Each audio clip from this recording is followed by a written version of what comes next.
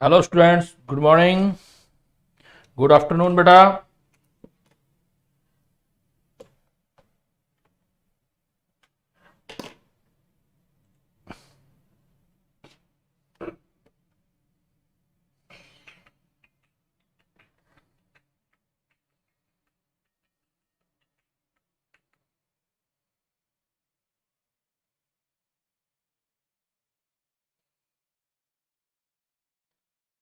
Hello जोबिया, रेनी, Ritu, Deepanshu, hello.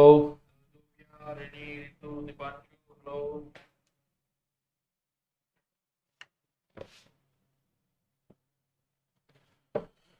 हाँ बेटा, तो लास्ट टाइम में हमने स्टेट्स ऑफ मैटर किया था। Good afternoon to everybody, good afternoon. Last time में बेटा हम लोगों ने स्टेट्स ऑफ मैटर किया था। स्टेट्स ऑफ मैटर लास्ट में मैंने आपको CO2 का लिक्विफिकेशन एक्सप्लेन किया था, और CO2 के लिक्विफिकेशन वो एक एक्स्ट्रा एग्जांपल लेके किया था, लेकिन साथ में हमें कोई टेक्निकल एरर आ गया था तो वहीं क्लास क्लोज करना पड़ा था, और चैप्टर भी वहीं एंड था बेटा। चैप्टर भी वही एंड है। मंडे को आपका टेस्ट इसी चैप्टर का होगा। इस बार मंडे का जो टेस्ट होगा वो स्टेट्स ऑफ मैटर का होगा। States of matter, clear? States of matter का होगा बेटा। Good afternoon everybody, good afternoon. और today I am going to start new chapter. जो दूसरा चैप्टर हम स्टार्ट करने जा रहे हैं, इसकी डीपीपी कितनी अवेलेबल है? इसका डीपीपी कितना अवेलेबल है बेटा? डीपीपी किया है किसी ने स्टेट्स ऑफ मैटर का? स्टेट्स ऑफ मैटर का डीपीपी किया है बेटा, कितनी अवेलेबल है? 1 है, 1। ओके ओके, वो कर लेना, वो भी डिस्कस करेंगे। और एक्चुअली क्या है कि मैं टेस्ट ही डिस्कस कर लूंगा उसके साथ। उसमें काफी सारे 45 अप्रोक्सीमेट इतना ही क्वेश्चन बनता है, इतना आ जाएगा बेटा। Okay okay. देन देखो, अभी जो हम स्टार्ट करने जा रहे हैं नेक्स्ट चैप्टर, वो नेक्स्ट चैप्टर भी काफी इंपॉर्टेंट है। केमिकल इक्विलिब्रियम, ये दो में किया जाता है, दो स्टेप्स में, chemical equilibrium and ionic equilibrium. तो फर्स्ट पार्ट अपने स्टार्ट करने जा रहे हैं बेटा, केमिकल इक्विलिब्रियम। केमिकल इक्विलिब्रियम करने जा रहे हैं फर्स्ट। तो केमिकल इक्विलिब्रियम सबसे पहले जो हम स्टार्ट लेते हैं बेटा, वो टाइप्स ऑफ रिएक्शन से लेते हैं। अगर हम देखें कि जो रिएक्शंस होती हैं इक्विलिब्रियम में, केमिकल इक्विलिब्रियम करने से पहले हमें रिएक्शंस को देखना पड़ता है। अगर हम रिएक्शन स्टडी करें, अगर हमारी रिएक्शंस के बारे में बात हो, अगर हम रिएक्शन स्टडी करें, तो रिएक्शंस हमारे पास 2 टाइप्स की होती हैं। एक ऐसी रिएक्शंस होती हैं जिसमें रिएक्टेंट कंप्लीटली प्रोडक्ट में कन्वर्ट हो जाता है, मतलब रिएक्टेंट आफ्टर सम टाइम खत्म हो जाता है और सारा का सारा प्रोडक्ट में कन्वर्ट हो जाता है। सच टाइप ऑफ रिएक्शंस जो होती हैं बेटा, वो उसको हम बोलते हैं reversible reaction, irreversible reaction. Irreversible, वापिस नहीं होती, रिएक्टेंट से सारा का सारा प्रोडक्ट में कन्वर्ट हो जाएगा। एक सेकेंड टाइप का रिएक्शन होता है जिसमें रिएक्टेंट प्रोडक्ट में कन्वर्ट होता है, एक लिमिट तक होता है, उसके बाद जितना प्रोडक्ट बनना होता है बन जाएगा, और एक्स्ट्रा प्रोडक्ट वापस रिएक्टेंट में आता रहता है। रिएक्शन तो चलती रहती है, बट एक्स्ट्रा जो रिएक्टेंट है जो प्रोडक्ट में गया है, वो वापस रिएक्टेंट में जो है कन्वर्ट होता रहता है। तो इस टाइप की रिएक्शंस जो होती हैं, उसमें रिएक्टेंट कभी भी कंप्लीटली प्रोडक्ट में कन्वर्ट नहीं हो पाएगा। तो सच टाइप ऑफ रिएक्शंस जो होती हैं, वो उसको हम रिवर्सिबल रिएक्शन कहते हैं। तो रिएक्शन हमारे पास 2 टाइप की है बेटा, एक है रिवर्सिबल रिएक्शन और एक है हमारे पास इरिवर्सिबल रिएक्शन। रिवर्सिबल रिएक्शन क्या है, देखो आप, जैसे एग्जांपल ऑफ रिवर्सिबल रिएक्शन जैसा हम बात कर रहे हैं कि इसमें मैंने बताया था आपको, जो आपकी रिवर्सिबल रिएक्शन है, रिवर्सिबल रिएक्शन कुछ इस टाइप की होती है कि उसमें रिएक्टेंट प्रोडक्ट में कंप्लीटली कन्वर्ट नहीं होता। और इरिवर्सिबल रिएक्शन में, सपोज हमारा ये इरिवर्सिबल रिएक्शन है, इरिवर्सिबल रिएक्शन का मतलब होता है कि इसमें रिएक्टेंट कंप्लीटली कंज्यूम हो जाता है। Reactant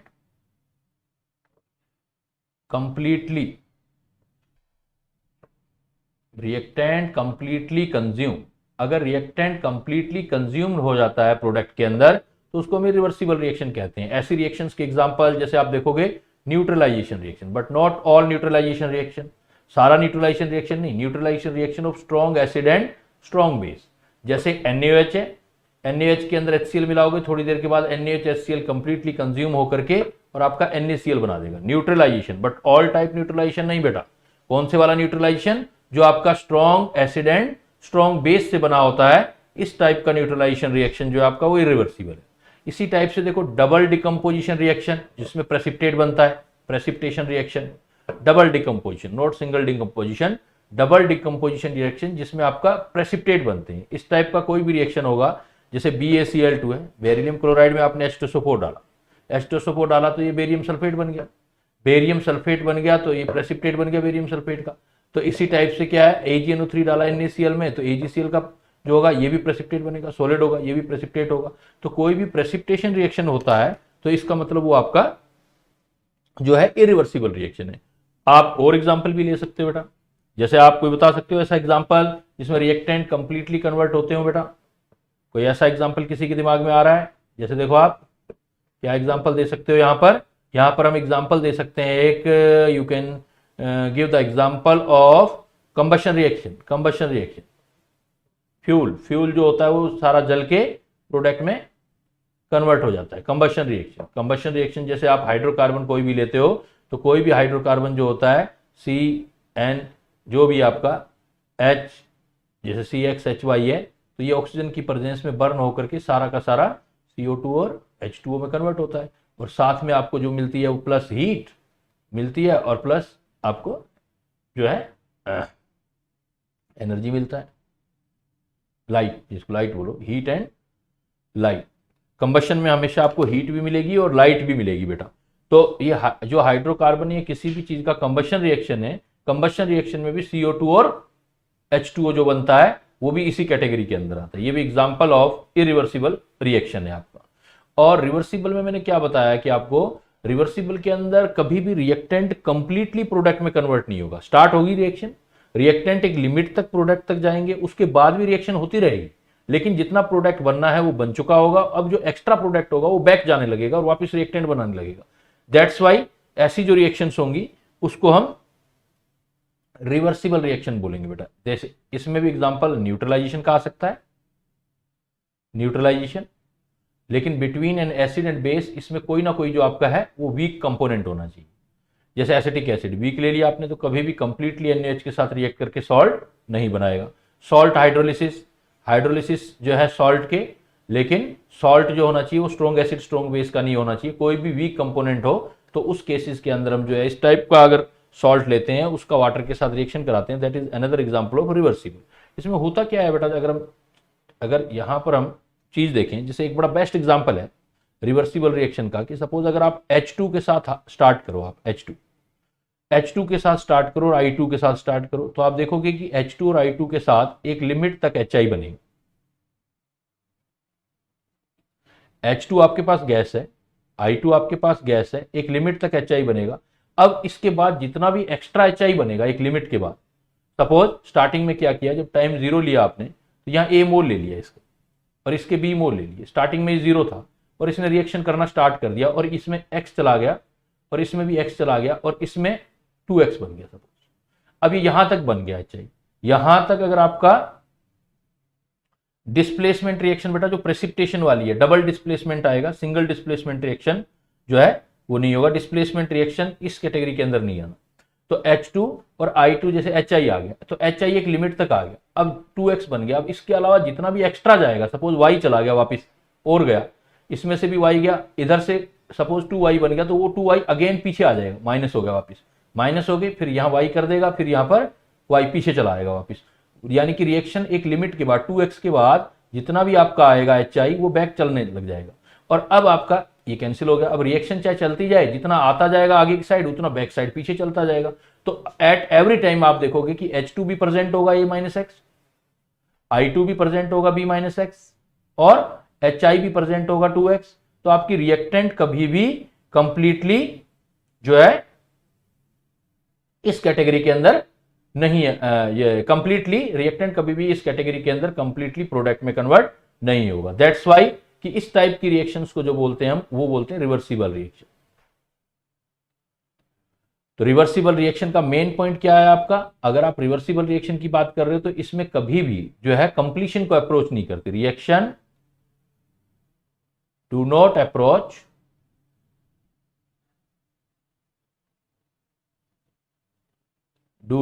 approach to completion. ये रिएक्शन कभी भी कंप्लीशन को अप्रोच नहीं करती। तो नेचर में जो आप रिएक्शन देखते हो वेरी सिंपल, दो टाइप की रिएक्शन, वो हमें याद करनी पड़ती है कि कौन सी हमारी रिवर्सिबल है, कौन सी इरिवर्सिबल। जनरल आइडिया हमने जैसे लिया है, तो क्लियर टाइप्स ऑफ रिएक्शन बेटा, रिवर्सिबल एंड इरिवर्सिबल। कोई भी रिएक्शन रिवर्सिबल भी हो सकती है कंडीशन चेंज करने पे, इरिवर्सिबल भी हो सकती है। जरूरी नहीं है कि हम एक ही तरह का जैसे आपने कभी देखो कैल्शियम कार्बोनेट को हीट करो आप, जैसे कैल्शियम कार्बोनेट को हीट कर दिया आपने ओपन वेसल्स में, तो ओपन वेसल्स में क्या होगा कि सारा का सारा कैल्शियम कार्बोनेट CaO और CO2 में कन्वर्ट हो जाएगा, एक ही साइड में रिएक्शन चलेगी। अगर आपने ओपन वेसल्स में किया, आप डिकम्पोजिशन किया, आपने डिकम्पोज हो रहा है लेकिन ओपन वेसल्स में किया। लेकिन इसी चीज को आपने क्लोज वेसल्स में किया, कैल्शियम कार्बोनेट क्लोज वेसल्स में एक लिमिट तक कैल्शियम ऑक्साइड बनाएगी और CO2, और उसके बाद जितना भी एक्स्ट्रा CaO CO2 बनेगा वो वापस अगेन कैल्शियम कार्बोनेट में चले जाएगा। मतलब ओपन वेसल्स में वही रिएक्शन। तो इसलिए आप एक सीधी याद नहीं कर सकते, जो जो ऑप्शन आएंगे वो याद करोगे आप। अगर आप ओपन वेसल्स में ये रिएक्शन कर रहे हो कैल्शियम कार्बोनेट, मतलब जो है थर्मल डिकम्पोजिशन ओपन वेसल्स में कर रहे हो, तो ये रिवर्सिबल है,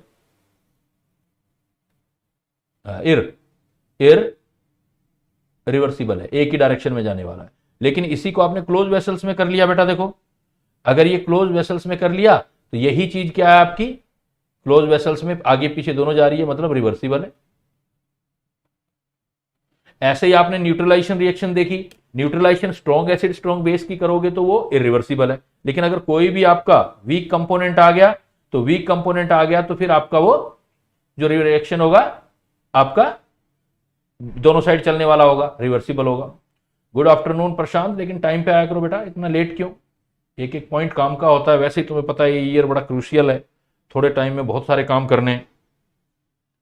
अभी आप लोगों ने देखा ही होगा इंजीनियरिंग वालों के साथ, जो 12th में इवन चाहे सब्जेक्ट उन्होंने कम कर दिया था, लेकिन कंपटीशन में कम नहीं किया है बेटा। कंपटीशन में सारा ही सिलेबस आ रहा है, कोई कटिंग नहीं की है। फिर पॉइंट आता है बेटा हमारा कि इक्विलिब्रियम होता क्या चीज है, हम डिफाइन कैसे करते हैं, डेफिनेशन कैसे देते हैं। डेफिनेशन किसका? Equilibrium and it's dynamic nature. तो इक्विलिब्रियम एक्चुअल में एक स्टेट है। क्या स्टेट है? Equilibrium is the state at which concentration of reactant and product do not change with time. Concentration of reactant become constant. Concentration of reaction become constant. मैंने अभी बेटा आपको एग्जांपल भी बताया था।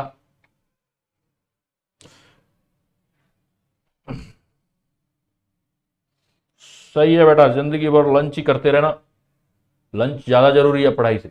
Equilibrium is the state at which the concentration of reactant and product do not change with time. Concentration of reactant and product become constant. तो आपकी concentration जो होनी चाहिए वो आपकी constant होनी चाहिए। तो इसमें ध्यान रखना होता है, एक स्टेज होती है पार्टिकुलर स्टेज। तो इक्विलिब्रियम एक पार्टिकुलर स्टेज ऑफ रिएक्शन है, और स्पेशली रिवर्सिबल रिएक्शन है कि पार्टिकुलर स्टेज है रिवर्सिबल रिएक्शन का। रिवर्सिबल रिएक्शन का एक पार्टिकुलर स्टेज है कि पार्टिकुलर स्टेज जो रिवर्सिबल रिएक्शन का है उस पर आपका rate of forward reaction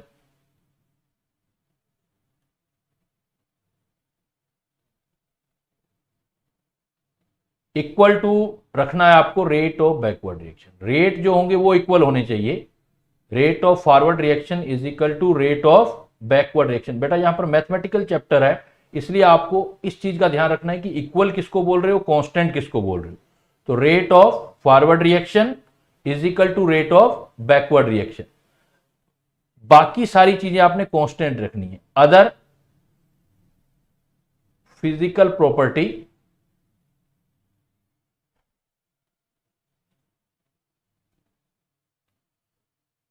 are constant. बाकी जितना फिजिकल प्रॉपर्टी है उसको बेटा आपने कांस्टेंट रखना है, फिक्स रखना है। चाहे उसमें फिर क्या आएगी, वो कौन सी प्रॉपर्टी हो सकती है, कंसंट्रेशन, कलर, ये सारी चीजें आपकी कांस्टेंट होनी चाहिए। कलर, कंसंट्रेशन, डेंसिटी एटसेट्रा, जो भी अदर फिजिकल प्रॉपर्टी है वो आपको कांस्टेंट रखनी है। तो एक्चुअल में क्या डेफिनेशन दोगे बेटा आप कि इक्विलिब्रियम क्या स्टेट है। इक्विलिब्रियम एक ऐसा पोजीशन है रिवर्सिबल रिएक्शन का, a stage of reversible reaction at which forward reaction equal to backward reaction but other property remain constant. बाकी जितनी भी प्रॉपर्टी होंगी वो सारी की सारी रिमेन कांस्टेंट होती हैं, बाकी सारी प्रॉपर्टी आपकी कांस्टेंट रहती हैं। जैसे इसका एग्जांपल देखो, बेस्ट सा एग्जांपल ले सकते हैं बेटा।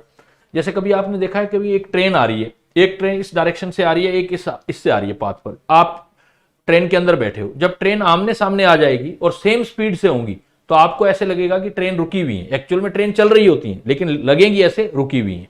बट उस ट्रेन का मतलब ये नहीं है कि उसकी जो पैसेंजर हैं वो कम ज्यादा हो जाएंगे। पैसेंजर इस ट्रेन में जितने रहेंगे वो उतने ही रहेंगे, दूसरी वाली ट्रेन के अंदर भी उतने ही रहेंगे। पैसेंजर कांस्टेंट है लेकिन रेट इक्वल हो गए। सेम ऐसा ही सिचुएशन बेटा रिवर्सिबल रिएक्शन की एक स्टेज पर होता है, जिस स्टेज पर ऐसा हो जाता है कि rate of forward reaction is equal to rate of backward reaction and other properties remain constant. That state is known as equilibrium. That state is known as equilibrium. इसको देखो, मैं आपको एक एग्जांपल से समझाता हूं। यही एग्जांपल जैसे अभी हमने लिया था, एक सपोज हमने क्या लिया, H2 और I2 लिया, उसने बनाना है बेटा HI। हमें यह पता है कि H2 गैस है, I2 भी गैस है। कब? I2 रूम टेम्परेचर पे तो सॉलिड होता है बेटा। हम हाई टेम्परेचर रख लेते हैं, सपोज एट 400 या 500 अप्रोक्स ले लो डिग्री सेल्सियस टेम्परेचर ले लिया, बहुत हाई टेम्परेचर ले लिया बेटा। अगर हाई टेम्परेचर पर लोगे तो आयोडीन भी जो आपका होगा वो गैस होगा, H2 भी गैस होगा। आपने एक वेसल्स लिया, देखो प्रैक्टिकली सोचते हैं हमने एक वेसल्स लिया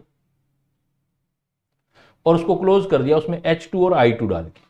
हमने सोचा कि हमने इसके अंदर H2 और I2 डाल दिया है।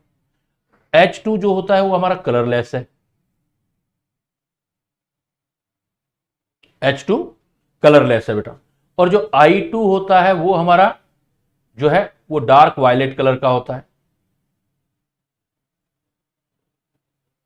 तो जब हमने स्टार्टिंग में देखा H2 I2 डालने के बाद हमें यहां क्या दिखाई देगा, वो पूरा का पूरा हमें डार्क वायलेट कलर दिखाई देगा, डार्क वायलेट ग्लास जो दिखाई देगा हमें, क्योंकि जो वेसल्स होगा आपका ग्लास होगा और ग्लास के अंदर सारा का सारा आपको डार्क वायलेट दिखाई देगा। अब क्या हो गया कि डार्क वायलेट दिखने के बाद थोड़ी देर बाद हम नोट करेंगे तो ये कलर आपको जो है वो हल्का पड़ता हुआ दिखाई देगा और हल्का होता होता कांस्टेंट लाइट कलर का हो जाएगा। कांस्टेंट डार्क की बजाय लेस इंटेंस कलर हो जाएगा। ये कलर होना ये शो करता है, इंटेंस लेस इंटेंस होना ये शो करता है कि I2 कुछ कम हो गया है बेटा, I2 का इफेक्ट कम हो रहा है। इसका मतलब ये क्लियर है कि इसमें H2 और I2 रिएक्ट करके HI बना चुके हैं। तो इसका मतलब रिएक्शन तो वही हुआ होगा बेटा जो अभी पढ़ा आपने कि स्टार्टिंग में। अब थोड़ा मैथमेटिकली सोचते हैं इसको। सपोज आपने H2 गैस लिया, अगेन वही रिएक्शन देखो बेटा, I2 गैस लिया और आपने स्टार्टिंग में सोचा HI बनेगा, बैलेंस इक्वेशन लिख दिया 2HI के। हुआ भी ऐसा, इनिशियली जब आपने स्टार्ट किया तो A मोल सपोज H2 के लिए आपने, B मोल I2 के लिए बेटा, और स्टार्टिंग में HI था ही नहीं, आपका जीरो था। लेकिन कुछ देर के बाद आपने सोचा, टी टाइम के बाद A का कुछ पार्ट चला गया, सपोज X चलेगी, जो कोफिशिएंट होता है उतना ले लिया करो। जैसे 1x चला गया, इसका कोफिशिएंट भी 1 है तो इसमें भी 1x चला गया, तो ये बेटा b माइनस एक्स रह गया, और इसका कोफिशिएंट 2 है तो ये 2x बन गया। और HI का बनना और I2 का कम होना ये शो कर रहा है कि कलर जो होगा धीरे धीरे कम पड़ेगा। इसका मतलब ये रिएक्शन जो है हमारी चल रही है, ये रिएक्शन हो रही है। अब ये रिएक्शन होने के बाद क्या होगा, कुछ टाइम के बाद आप देखोगे कि भाई ये कलर बिल्कुल कांस्टेंट नजर आएगा आपको। ये कलर जो होगा आपका ये कांस्टेंट होगा, ये कलर आपका कांस्टेंट होगा। और कांस्टेंट होने का मतलब ये है कि हमें ऐसा लग रहा है कि रिएक्शन रुक रही है, लेकिन एक्चुअल में रिएक्शन रुकती नहीं है। रिएक्शन में इसके बाद जैसे मैंने बोला कि सपोज एक्स्ट्रा पार्ट सपोज चला गया y, यहां से भी चला गया y और वो बन गया 2y और बन गया, लेकिन ये 2y इमीडिएटली वापस चला जाएगा। ये 2y वापस माइनस हो गया, वापस इधर आ जाएगा, ये y बन जाएगा और ये y बन जाएगा। तो कैंसिल आउट करोगे तो आपके पास ओवरऑल आपको ये कांस्टेंट कंसंट्रेशन ही मिलेगी, a minus x b minus x 2 minus, यानी कि रिएक्शन पीछे जा भी चलना स्टार्ट हो गई है। तो इट मींस ये जो स्टेज है किसी भी रिवर्सिबल रिएक्शन का, ये स्टेज जब कंसंट्रेशन कांस्टेंट दिखाई दे रही है। वो कांस्टेंट क्यों दिखाई दे रही है? Because rate of forward reaction is equal to rate of backward हो गया है। ये आपका जो स्टेज होता है बेटा, इस स्टेज को बोलते हैं हम इक्विलिब्रियम स्टेज। स्पेशल पॉइंट ये है कि रिएक्शन रुकी नहीं है, रिएक्शन चल रही है, और रिएक्शन चल रही है दैट्स वाई हम बोलते हैं कि जो नेचर ऑफ इक्विलिब्रियम होती है, रिएक्शन रुकती नहीं है बेटा। नेचर ऑफ इक्विलिब्रियम काफी important point, nature of equilibrium static नहीं है। नेचर ऑफ इक्विलिब्रियम स्टैटिक नहीं है, रुकी नहीं है रिएक्शन, लगती है रुकी हुई लेकिन रुकी नहीं है, क्योंकि rate of forward is equal to rate of backward होता है। तो जो चीज चलती रहती है उसको हम डायनेमिक बोलते हैं। इसलिए नेचर पूछी जाएगी तो क्या बताओगे बेटा? डायनेमिक। ये आप बिल्कुल प्रैक्टिकल करके एक क्लास में देख सकते हो, आप अपनी लेबोरेटरी के अंदर जाके देख सकते हो। कुछ ही टाइम में, स्लो रिएक्शन नहीं है, बहुत फास्ट रिएक्शन है। सरफराज ने पूछा क्या रिएक्शन स्लो है? स्लो फास्ट का कोई मतलब भी नहीं है। यहां पर रिएक्शन हुई, इमीडिएट H2I2 ने रिएक्ट किया, रिएक्ट करके HI बना। HI के बाद थोड़ी देर बाद देखोगे आपको कांस्टेंट कलर दिखाई देंगे, मतलब इक्विलिब्रियम स्टेब्लिश हो चुका होगा। इक्विलिब्रियम रिवर्सिबल रिएक्शन में स्टेब्लिश हो चुका था। तो क्लियर बेटा? डेफिनेशन ऑफ, यहां डेफिनेशन किया था हमने, डेफिनेशन आपके सामने बेटा। डेफिनेशन में क्या चीज कांस्टेंट है, क्या चीज इक्वल है, ये जरूर ध्यान रखना है। इक्वल क्या रहता है? रेट रहते हैं। रेट ऑफ फॉरवर्ड रिएक्शन और रेट ऑफ बैकवर्ड रिएक्शन वो आपके हमेशा इक्वल रहेंगे। बाकी चीजें, सारी प्रॉपर्टीज जो रहेंगी वो कांस्टेंट रहेंगी। जिस टाइम पे, उस टाइम का मतलब इक्विलिब्रियम स्टेब्लिश हो गया है। और इक्विलिब्रियम जो होता है वो डायनेमिक होता है। इक्विलिब्रियम डायनेमिक होता है। अब इक्विलिब्रियम डायनेमिक है तो इसका प्रूफ क्या है? देखो,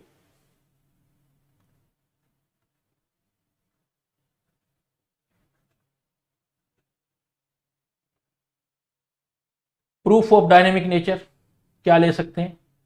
तो आप इंट्रोड्यूस कर दो, आइसोटॉप्स इंट्रोड्यूस कर दो। इंट्रोडक्शन ऑफ आइसोटॉपिक सबस्ट्रेट,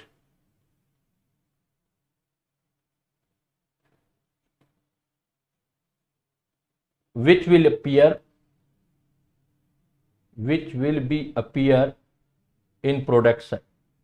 अगर आपने कोई अपीयर कर दिया, आइसोटॉप्स अपीयर कर दिया, आइसोटॉप्स आपने डाला, अगर रिएक्शन रुकी हुई होती तो आइसोटॉप रिएक्टेंट साइड ही रहता, प्रोडक्ट साइड आपको दिखाई नहीं देता। अगर वो प्रोडक्ट साइड में आपको दिखाई दे रहा है तो इट मींस उसकी नेचर डायनेमिक है। अगर क्या होता, जैसे सपोज H2 गैस में एंड I2 गैस में, H2 gas I2 gas equilibrium बना लिया, सपोज इक्विलिब्रियम स्टेब्लिश हो गया और आप कह रहे हो 2HI बन गया, तो आपको एक कंपोनेंट और ऐड कर दिया। अब आपने क्या कर दिया? एडिंग कर दी I2 star.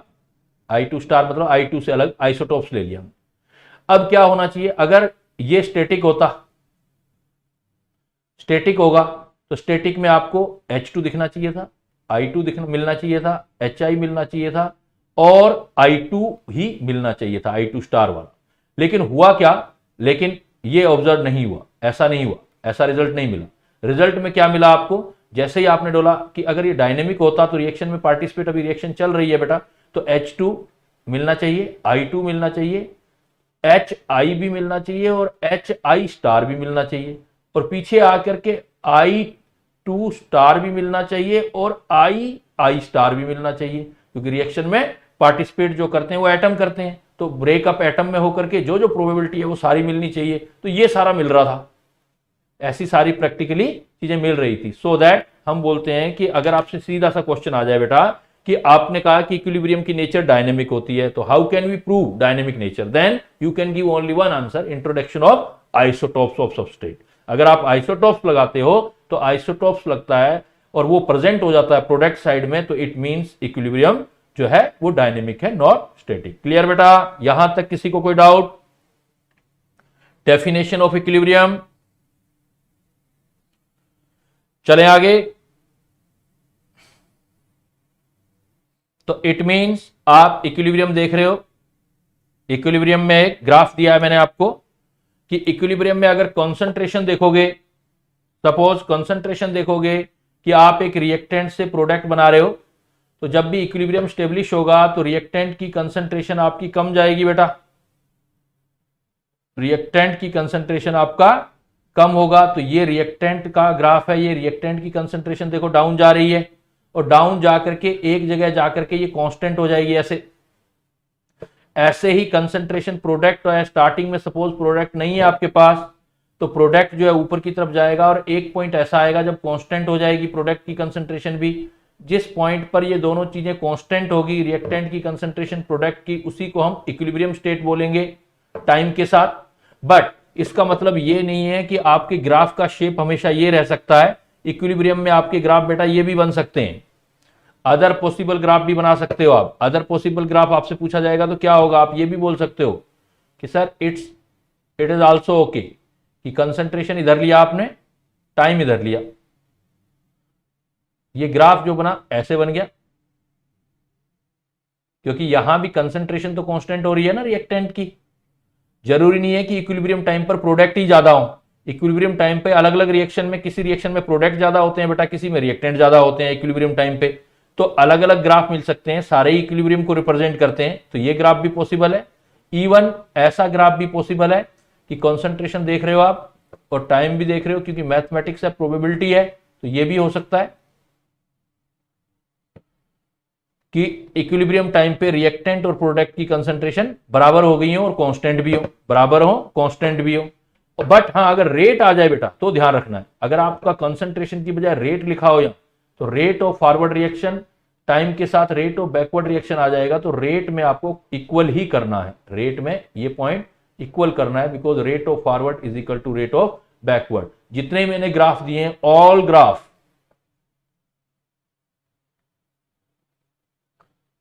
Represent the equilibrium position. Equilibrium के लिए सारे ही सही हैं, कोई गलत नहीं है बेटा, इक्विलिब्रियम के लिए सारे सही हैं, क्योंकि इक्विलिब्रियम का डेफिनेशन जब हमने पढ़ा था तो what we said that time, we said that time कि इक्विलिब्रियम टाइम पे रेट इक्वल होते हैं, ये तो मस्ट है, rate of forward is equal to rate of backward, that's why ये तो मस्ट है रेट वाला तो। बट कॉन्सेंट्रेशन कांस्टेंट होती है, कांस्टेंट होनी चाहिए। कांस्टेंट में किसकी ज्यादा है किसकी कम है ये मैटर नहीं करता बेटा, कांस्टेंट होनी चाहिए। चाहे इक्विलिब्रियम पर प्रोडक्ट की ज्यादा हो, प्रोडक्ट की ज्यादा हो, रिएक्टेंट की कम, चाहे रिएक्टेंट की ज्यादा हो, प्रोडक्ट की कम, या रिएक्टेंट प्रोडक्ट इक्वल हो, तो सारे ही ग्राफ सही हैं, सारे ही ग्राफ जो है वो इक्विलिब्रियम को रिप्रेजेंट करेंगे। Is it clear? Let I continue. चलें बेटा आगे। क्लियर है, सभी का क्लियर है, क्लियर ये होना चाहिए बेटा। इक्विलिब्रियम के बाद हमारे पास पॉइंट आता है इक्विलिब्रियम कांस्टेंट। इक्विलिब्रियम के बाद हमारे पास पॉइंट जो आ रहा है वो आ रहा है इक्विलिब्रियम कांस्टेंट। तो सबसे पहले पॉइंट ये आता है कि इक्विलिब्रियम कांस्टेंट क्या चीज है बेटा। देखो इक्विलिब्रियम कांस्टेंट क्या चीज, इक्विलिब्रियम कांस्टेंट को करने के लिए हम एक लॉ ऑफ मास एक्शन करते हैं, लॉ ऑफ मास एक्शन, इसको शॉर्टकट में लोमा भी बोला जाता है, और यहां इसको जिन साइंटिस्ट ने दिया था उनके नाम पर गुलबर्ग वागेज रूल भी बोला जाता है बेटा, वागे रूल। गुलबर्ग वागे रूल क्या कहता है, इस रूल के अकॉर्डिंग, इस लॉ के अकॉर्डिंग ये होता है किसी भी रिएक्शन का रेट, जो रेट होता है रिएक्शन का, वो रिएक्टेंट की ये लाइट भी जला दो बेटा, कौन, हाँ ये लाइट भी जला, इसकी लाइट नहीं जलाई हुई आज ये वाली। तो लॉ ऑफ मास एक्शन के अकॉर्डिंग, गुलबर्ग वागे रूल लोमा के अकॉर्डिंग, किसी भी रिएक्शन का जो रेट होता है, rate is directly proportional, rate is directly proportional to the product of active masses, product of active masses of reactant at particular temperature। एक particular temperature पर किसी भी रिएक्शन का रेट, थ्योरेटिकली जो रेट होता है वो आपका लेकिन ये जो बात सही है सिर्फ वन स्टेप रिएक्शन के लिए सही है, only for one step reaction. One step reaction मतलब एलिमेंट्री रिएक्शन, वन स्टेप को हम एलिमेंट्री रिएक्शन बोलते हैं, उनके लिए सही है। उसमें आप क्या है कि सीधा इक्वेशन देख करके बता सकते हो कि रेट किस पर डिपेंड कर रहा है। एलिमेंट्री रिएक्शन के लिए बेटा ये बात सही है। अब है क्या, एक्टिव मास भी बता, हाँ बेटा एक्टिव मास कंसंट्रेशन ये भी बताता हूं। कंसंट्रेशन भी हो सकता है, प्रेशर भी हो सकता है, जिसमें भी यूज करना चाहो उसमें हो सकता है। अभी आता हूं उस पॉइंट पर मैं, पहले मैं इसको लेट मी कंप्लीट कि सपोज आपके पास क्या है कि ए कोई रिएक्टेंट है, एन के ए मोल मिलकर के प्रोडक्ट बना रहे हैं, सपोज कोई रिएक्शन है एक पार्टिकुलर टेम्परेचर पर, तो इस रिएक्शन का रेट जो होगा वो डायरेक्टली प्रोपोर्शनल कंसंट्रेशन ऑफ ए, या इसको एक्टिव मास जो ए बोल रहे हो, ए पर डिपेंड करेगा, और रेज टू पावर जो उसकी एन है वो आगे कोफिशिएंट लग जाएगा। तो रेट जो आएगा वो एक कोई रेट कांस्टेंट ए की पावर एन पर डिपेंड करेगा। के here is the rate constant. तो ये गुलबर्ग-वागे ने एक रूल दिया था बेटा। गुलबर्ग-वागे सिंपली कि रिएक्शन जो का रेट होता है वो कंसंट्रेशन ऑफ रिएक्टेंट पर डिपेंड करता है। क्लियर। अब क्या है इसमें कि एक पॉइंट आया बेटा, यह पॉइंट आया कि एक्टिव मासेस जो है उसका मतलब क्या है। तो एक्टिव मासेस जिस टर्म में भी लेना चाहो आप ले सकते हो। जैसे एक्टिव मास अगर एज कंसंट्रेशन लेना चाहते हो तो यूज कर सकते हो आप, कंसंट्रेशन मतलब molarity, you can use, molarity में भी यूज कर सकते हो। अगर गैसेज हैं तो प्रेशर भी यूज कर सकते हो, पार्शियल प्रेशर या प्रेशर, पार्शियल प्रेशर में यूज कर सकते हो। मोल फ्रैक्शन में आप लेना चाहते हो, जो भी किसी भी टर्म में यूज कर सकते हो। मोल फ्रैक्शन में यूज करना चाहते हो मोल फ्रैक्शन में यूज करो, जिस भी फॉर्म में आप यूज करना चाहते हो कर सकते हो। मोल इवन मोल में भी यूज कर सकते हो। एक्टिव मासेस का मतलब मोल में, बट जनरली हम क्या यूज करेंगे, एक्टिव मासेस का जनरली यूज जो लेंगे हम कंसंट्रेशन लेंगे। तो एक्टिव मासेस का मतलब आपने बेसिकली जो लेना है वो मोलरिटी लेना है बेटा। बेसिकली आपने एक्टिव मास का मतलब मोलरिटी लेना है। एक्चुअल में ये वो मोलरिटी होती है जो ड्यूरिंग द रिएक्शन चेंज होती है एज कंपेयर टू। तो एक्टिव मासेज आपने ये यूज करना है मोलरिटी की टर्म में। और मोलरिटी कभी भी सॉल्यूशन की होती है बेटा, एक्वा सॉल्यूशन की होती है, गैसेस की होती है जिनका प्रेशर बनाते हो आप। कभी भी सॉलिड की या सॉल्वेंट जो होता है, जो आपका लिक्विड अगर एज ए सॉल्वेंट या एक्सेस होता है तो उसका एक्टिव मास यूनिट लिया जाता है। ये बात हमेशा दिमाग में रखना। Not active masses of solid substance, solid तो सभी, कोई भी सॉलिड सब्सटेंस अगर आपको दिखाई देता है सॉलिड सब्सटेंस, और लिक्विड में अगर एक्सेस है, एक्सेस लिक्विड कब होगा, जब पार्टिसिपेट नहीं करेगा रिएक्शन में। एक्सेस लिक्विड एज सॉल्वेंट हो, जैसे वाटर बहुत जगह सॉल्वेंट लिया जाता है, सॉल्वेंट हो तभी उसमें उनका लेना है active masses of solid substance का एक, और एक एक्टिव मासेस जब किसी लिक्विड को सॉल्वेंट लेते हो आप तब इज टेकन यूनिट वन, मतलब इज टेकन यूनिट मतलब वन लेना है। क्यों यूनिट वन क्यों लेना है, क्योंकि अगर आपको उसके कंपैरिजन में बहुत ज्यादा एक्सेस में सॉल्वेंट, तो उसमें थोड़ा बहुत अगर चेंज हो जाएगा तो जो मोलरिटी चेंज हुई है ड्यूरिंग द रिएक्शन, जो पार्टिसिपेशन हुआ है वो नेग्लिजिबल है, इसलिए हम यूनिट लेते हैं। आ जाएगा बेटा, एग्जांपल भी आ जाएगा अभी।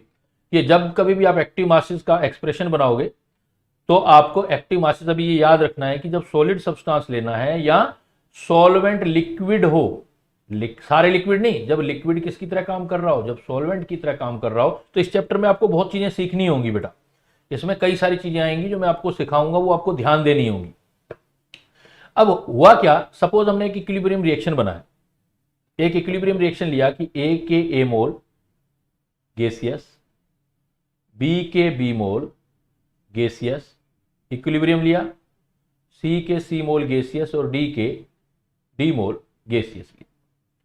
अब अगर मैं यहां पर रेट ऑफ फॉरवर्ड रिएक्शन देखूं तो रेट ऑफ फॉरवर्ड रिएक्शन तो वो हो जाएगा rate constant of forward reaction. उसके लिए रिएक्टेंट तो है ए की पावर ए और बी का power B, equation number first होगी बेटा।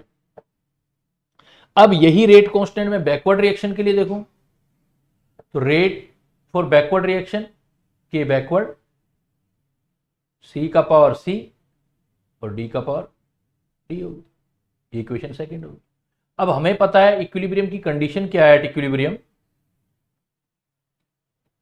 जो आपका बेटा इक्विलिब्रियम आ रहा है, इक्विलिब्रियम की मस्ट कंडीशन क्या है? इक्विलिब्रियम का मस्ट कंडीशन है कि रेट फॉरवर्ड और बैकवर्ड इक्वल हो जाने चाहिए।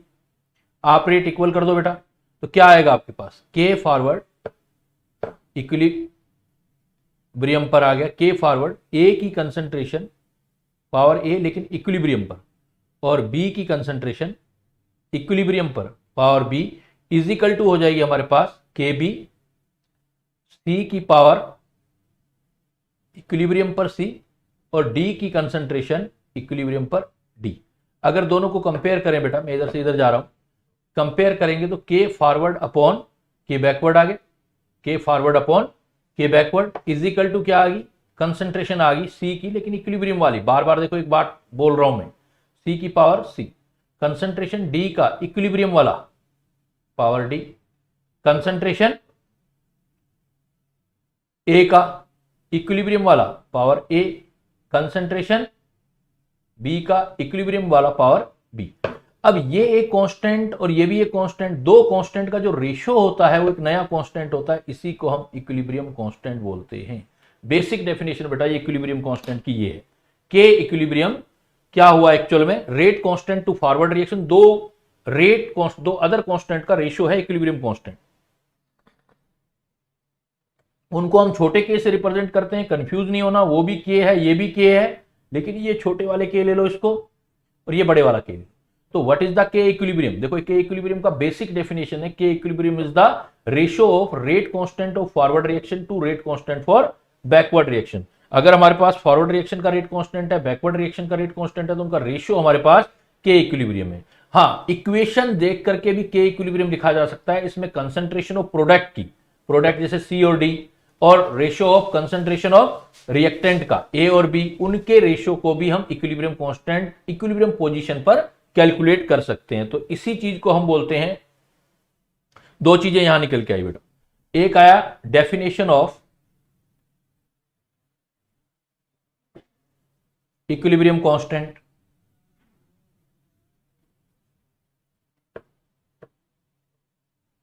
अगर हमारे पास इक्विलिब्रियम कांस्टेंट है तो उसकी डेफिनेशन क्या दी? तो डेफिनेशन क्या दोगे बेटा equilibrium constant? It is the ratio of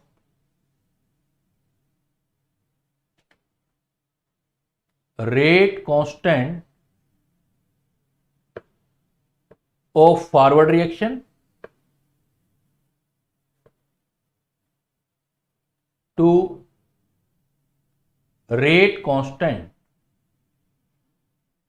of backward reaction. Basic जो है वो डेफिनेशन ये है, बैकवर्ड रिएक्शन किसकी? Of a reversible reaction.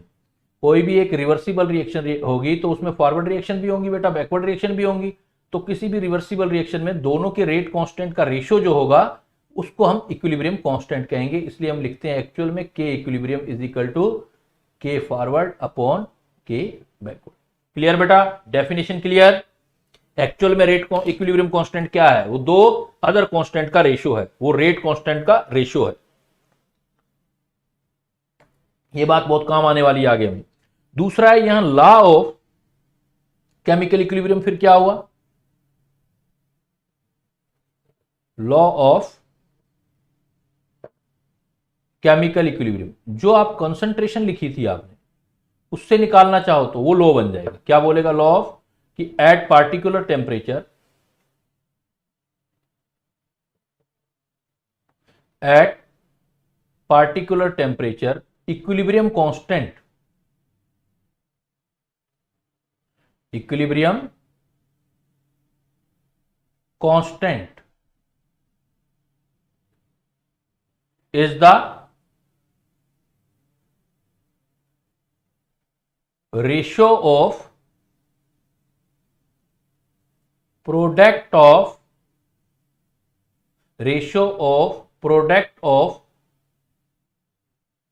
concentration of product to product of product of concentration of reactant raised to power is equal to their coefficient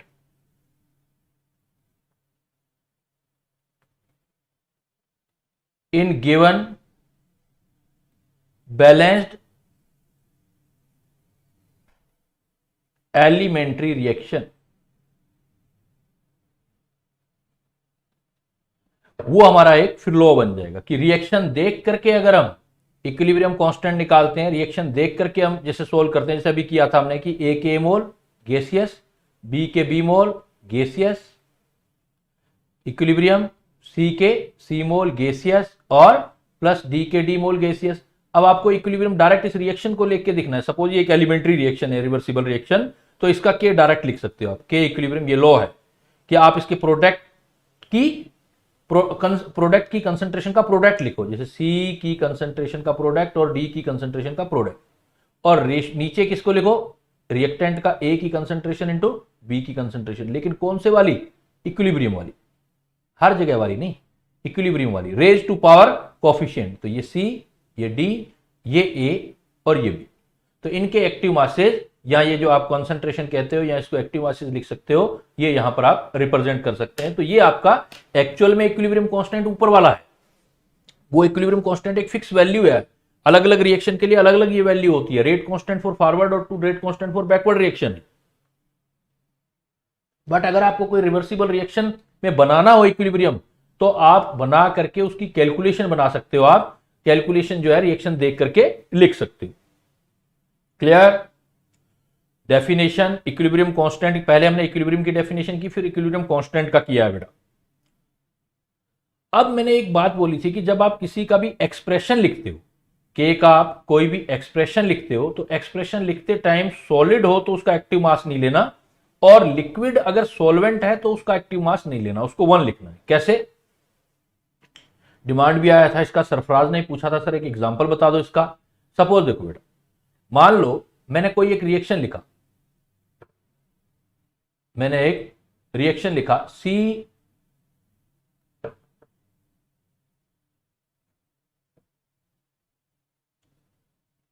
NH2 COO NH4, लेकिन ये solid लिया और मैंने कहा कि इसने इक्विलिब्रियम स्टेब्लिश किया है और इसने बना दिया 2NH3 gas plus CO2 gas. अब मुझे इसका के लिखना है। देखो लॉ के according, law of equilibrium constant, तो के क्या लिखूंगा?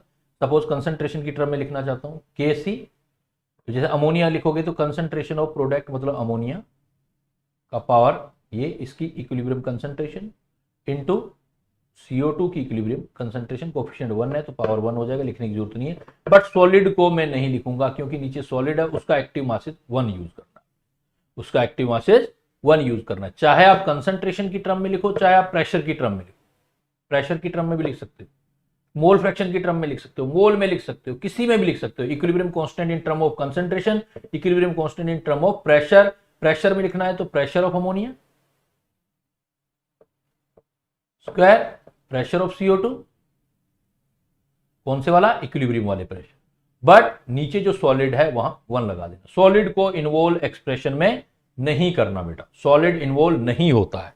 लिक्विड, अगर लिक्विड में ऐसे बोल दूं कि भाई एसिटिक एसिड है, CH3COH है, एक्वस, इसको वाटर में डाल दो और इसको ब्रेक कर दो, इक्विलिब्रियम बनाओ, CH3COO negative plus H positive, ये एक्वस हो।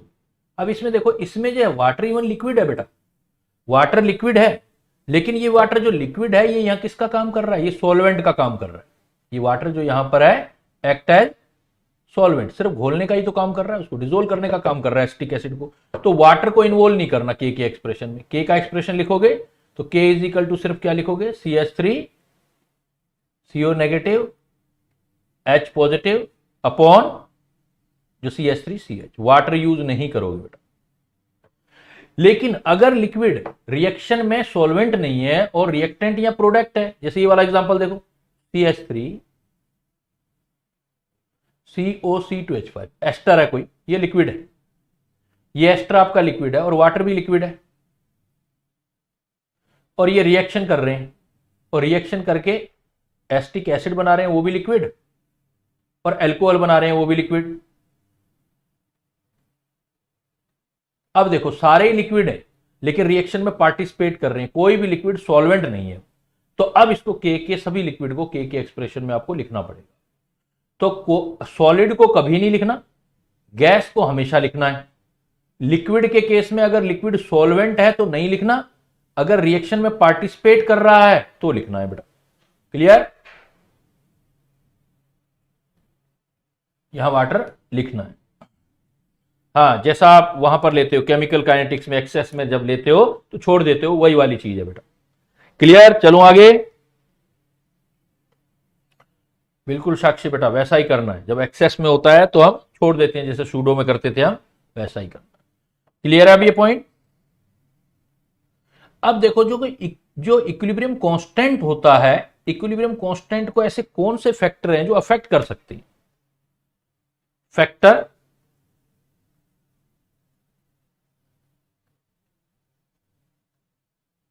अफेक्टिंग इक्विलिब्रियम कांस्टेंट,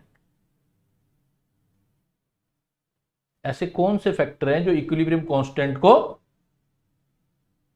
अफेक्ट कर सकते हैं? बेटा ध्यान रखना, बस दो ही फैक्टर हैं, ओनली टू।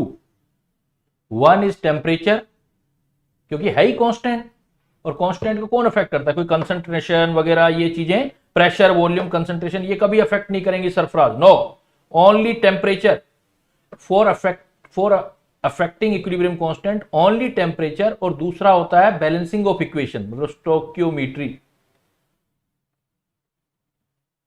स्टोक्योमीट्री मतलब बैलेंसिंग ऑफ इक्वेशन। दो ही चीजें हैं जो आपको के की वैल्यू को अफेक्ट कर सकती है, बैलेंसिंग ऑफ इक्वेशन, कैसे आप किसी इक्वेशन को बैलेंस करते हो, और टेम्परेचर। इसके अलावा कोई भी चीज अफेक्ट नहीं करेगी। कंसंट्रेशन नहीं करेगा, प्रेशर नहीं करेगा, वॉल्यूम नहीं, और कोई भी नहीं करेगा। बस दो ही चीजें हैं जो इक्विलिब्रियम कांस्टेंट को अफेक्ट करती हैं। क्यों? क्योंकि आपने अभी डेफिनेशन दिया कि इक्विलिब्रियम होता क्या है। K equilibrium is equal to क्या है? K equilibrium is equal to है rate constant for forward reaction और rate constant for backward reaction. तो यहां पर तो कंसंट्रेशन, वॉल्यूम, प्रेशर कुछ आ ही नहीं रहा है बेटा, यहां पर कुछ भी नहीं आ रहा है। नॉट इन्वॉल्व कंसंट्रेशन, प्रेशर या वॉल्यूम। इसलिए ये सारी चीजें कंफ्यूजन रहता है हमें कि ये अफेक्ट करती हैं। तो बेटा आपको ध्यान रखना है कि अगर इक्विलिब्रियम कांस्टेंट में आ जाए तो इक्विलिब्रियम कांस्टेंट को सिर्फ दो ही फैक्टर अफेक्ट करेंगे। एक अफेक्ट करेगा टेम्परेचर, वो कैसे करेगा अभी डिटेल पढ़ेंगे हम, और एक अफेक्ट करेगा आपका स्टोक्योमीट्री। दो ही चीजें अफेक्ट करेंगी। देखो अब कौन कौन सी चीज अफेक्ट करेगी, देखो मैंने पहला पॉइंट डालता जा रहा हूं, मैंने ऑलरेडी बोल ही दिया कि इक्विलिब्रियम कांस्टेंट, अगर इक्विलिब्रियम कांस्टेंट वर्ड आ गया है तो कभी भी कंसंट्रेशन पे डिपेंड नहीं करेगा, ओरिजिनल कंसंट्रेशन पे डिपेंड नहीं करेगा, इंडिपेंडेंट। इसलिए कभी भी कोई क्वेश्चन आ जाए बेटा कि मान लो ये इक्विलिब्रियम रिएक्शन है, इसमें हम किसी चीज का कंसंट्रेशन डबल कर दें या हाफ कर दें तो इक्विलिब्रियम कांस्टेंट पे क्या फर्क पड़ेगा, तो आप बोलोगे बेटा इक्विलिब्रियम कांस्टेंट पे कोई फर्क नहीं पड़ेगा। इक्विलिब्रियम कांस्टेंट पर कंसंट्रेशन चेंजिंग का कोई फर्क नहीं होता है। इक्विलिब्रियम जो कांस्टेंट होता है वो पार्टिकुलर रिएक्शन के लिए एक पार्टिकुलर वैल्यू होती है, तो सिर्फ किस पर चेंज करता है वो एक टेम्परेचर पर डिपेंड करता है। वो एक पार्टिकुलर टेम्परेचर पर फिक्स रहता है, लेकिन जैसे ही टेम्परेचर चेंज करते हो, चेंज इन टेम्परेचर पर ये वेरी कर जाएगा। तो ये डिपेंड करता है आपका टेम्परेचर पर। किसी भी इक्विलिब्रियम कांस्टेंट की वैल्यू बेटा सिर्फ उसके टेम्परेचर पर डिपेंड करती है, और टेम्परेचर पर डिपेंड कैसे करती है ये बड़ा पॉइंट है। तो टेम्परेचर पर डिपेंड करने के लिए देखो इक्विलिब्रियम कांस्टेंट टेम्परेचर पर जो डिपेंड करता है, आप दो इक्वेशन याद करोगे, तीन बताऊंगा वैसे। इसका क्या होता है, लोगरिथम वाला रिलेशन है एक्चुअली में, d natural log K upon d T is equal to delta H upon R T square.